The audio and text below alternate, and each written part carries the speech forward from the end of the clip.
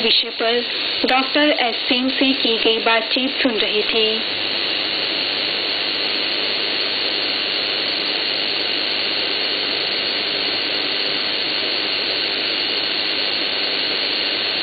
ये आकाशवाणी का port Blair केंद्र है। 7:25 हुए हैं। अब सुनिए आपका स्वास्थ्य कार्यक्रम।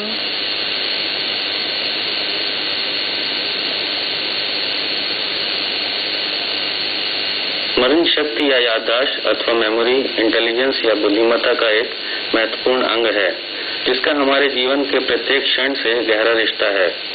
आप ऐसे व्यक्ति के जीवन की कल्पना कर सकते हैं जिसकी स्मरण शक्ति किसी बीमारी की वजह से खो गई है।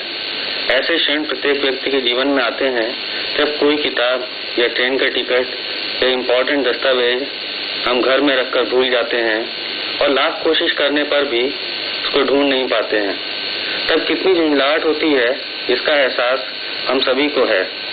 और आज के चुनौती भरे जीवन में प्रत्येक व्यक्ति, विद्यार्थी अव्वल स्थान पाना चाहता है और जहाँ पर माता पिता तथा टीचर्स का इतना दबाव रहता है, तो ऐसी परिस्थिति में स्मरण शक्ति का महत्व और भी बढ़ जाता है। स्मरण शक्ति कैसे काम करती है, इसके बारे में मनोवैज्ञानिक अभी तक पूरी तरह से समझ नहीं पाए हैं और इस पर काफी शोध कार्य किए जा रहे हैं। स्मरण शक्ति को 3 भागों में बांटा जा सकता है। पहली सेंसरी मेमोरी, जो कि कुछ सेकंड्स तक के लिए रहती है। उदाहरण के तौर पर अगर हमें नए नंबर पर टेलीफोन करना हो तो हम उस नंबर को कई बार मन में दोहराते हैं और नंबर घुमाने के बाद जब नंबर मिल जाता है तो उस नंबर को भूल जाते हैं। इसके बाद आती है शॉर्ट टर्म मेमोरी, यानी कुछ घंटों से लेकर कुछ दिनों तक। उदाहरण के तौर पर हमने पिछले दिन क्या खाया और हमसे कौन कौन लोग मिले।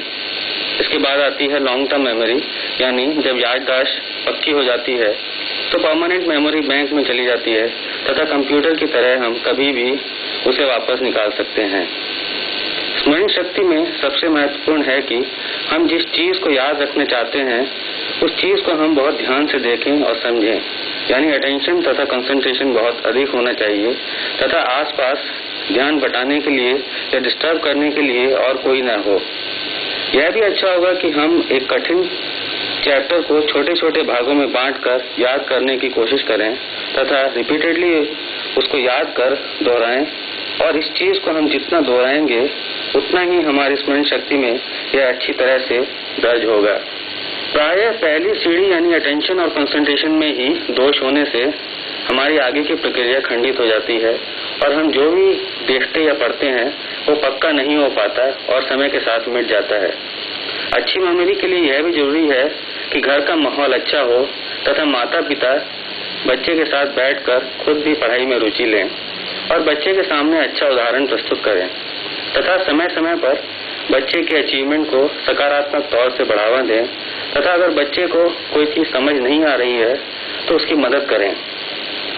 अगर माता पिता रोजाना तू मैं में उलझे रहें तो घर का माहौल काफी बिगड़ जाता है। अच्छी स्मरण शक्ति बनाए रखने के लिए तनाव मुक्त होना भी अत्यंत आवश्यक है और पढ़ने के लिए सुबह नींद से उठकर पढ़ना सबसे लाभदायक होगा, जबकि दिमाग भी ताजा रहता है और वातावरण में भी शांति होती है। बाजार में तमाम तरह की ब्रेन टॉनिक या मेमोरी बढ़ाने वाली महंगी दवाओं के सेवन से बचें, जो मेमोरी बढ़ाने के बजाय आपके पॉकेट पर भी भारी पड़ेंगे। अभिभावकों को हमेशा अपने बच्चों का मनोबल बढ़ाना चाहिए और हमेशा उनको एनकरेज करना चाहिए, जिससे कि बच्चों के मन में इंफीरियरिटी कॉम्प्लेक्स या हीन भावना न पनप सके। इन बताई गई कुछ बातों का पालन कर हम अपनी स्मरण शक्ति को बढ़ा सकते हैं तथा अपने जीवन में तरक्की कर सकते हैं।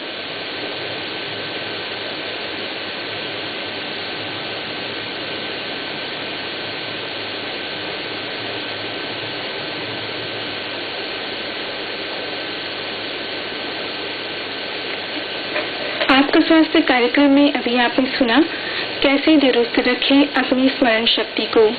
वार्ताकार थे डॉक्टर सुनील कुमार।